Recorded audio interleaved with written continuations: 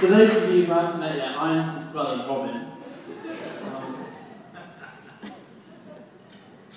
Some of you may have heard recently about the conjunction of Jupiter and Venus in our night sky. As I gazed up to observe this celestial phenomenon, I started thinking about two other celestial bodies who are here with us today.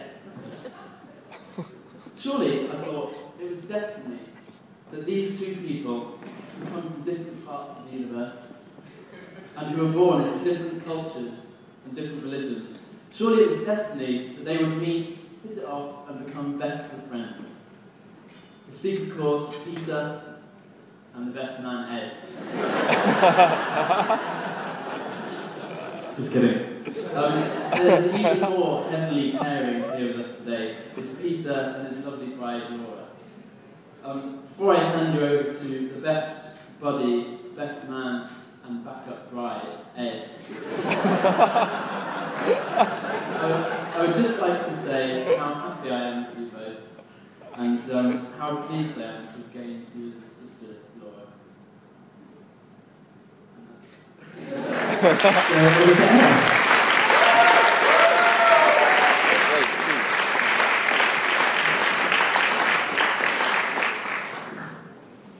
Peter Gordon Davies is a creative visionary, an athlete, and a showman. This multi-talented individual could be the subject of his own audio-visual extravaganza. But by focusing on only a few of Pete's many virtues, I'll try and do justice to him in 6 sides of A4.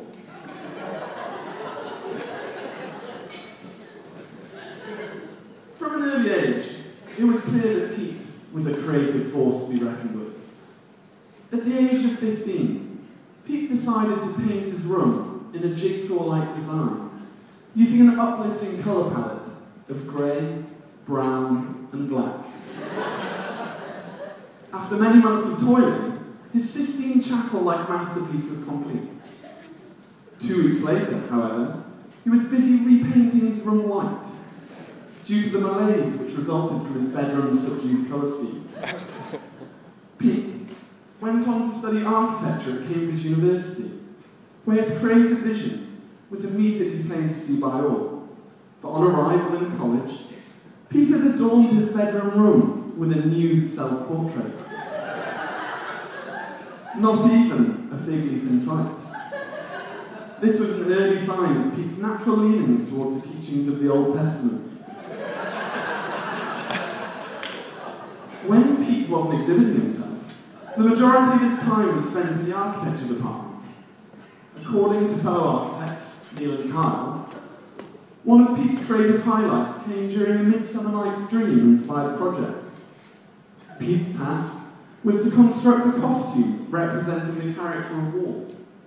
Pete's response to the brief was to produce a trebuchet-style contraption, using an old corn cob as a counterweight. When released, the corn cob counterweight dropped, causing a piece of wood to pivot up from Pete's leg and take up a robust horizontal position, projecting from his midriff. What was supposed to be a piece of art inspired by the Great Bard ended up as an ill-conceived piece of slapstick humour. This was week 2 of Pete's architecture career. By the 3rd term, Pete was going from strength to strength when he produced a concept model that was a piece of wood whittled into a human form with "I hate architecture" scratched into the soles of its feet. The course director took him aside to ask whether he was okay.